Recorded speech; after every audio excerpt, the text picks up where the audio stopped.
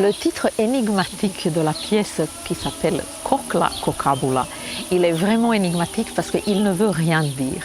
Comme la pièce est faite sur les exorcismes chrétiens et païens de la Croatie médiévale, on croit que c'est un titre en croate. Ce mot-là ne veut rien dire, il revient comme une prière qu'on dit de temps en temps pour chasser un mauvais esprit, pour opérer un miracle sur quelqu'un qui est malade ou qui a un problème.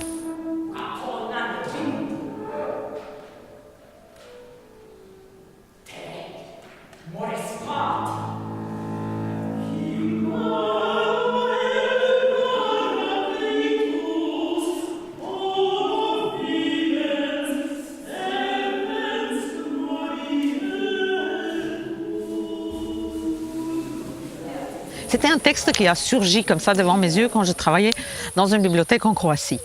C'est un texte sans musique.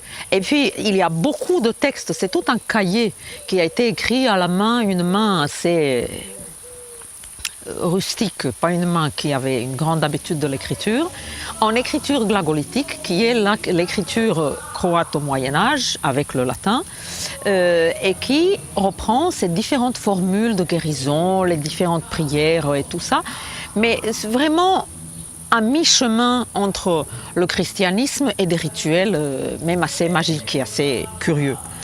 Et donc j'ai repris ces textes-là, et j'ai essayé de les tailler, couper, de faire un livret de ça. De ce livret, il fallait faire la musique. Et donc la musique est venue après. J'ai fait une musique sur ça. Et voilà, c'est la pièce que nous allons chanter qui s'appelle Kokla Kokabula.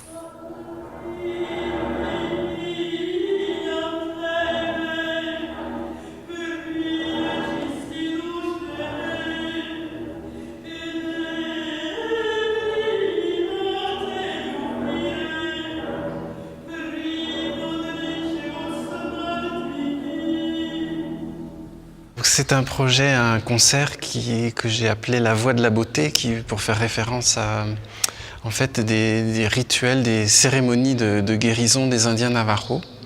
Alors il se trouve que je m'intéresse depuis très longtemps aux cultures amérindiennes. Et puis curieusement, je m'étais surtout penché sur les Indiens d'Amérique du Sud ou centrale. Et je suis allé à la rencontre des Navajos en allant dans leur territoire, dans leur réserve il y a 2 ans.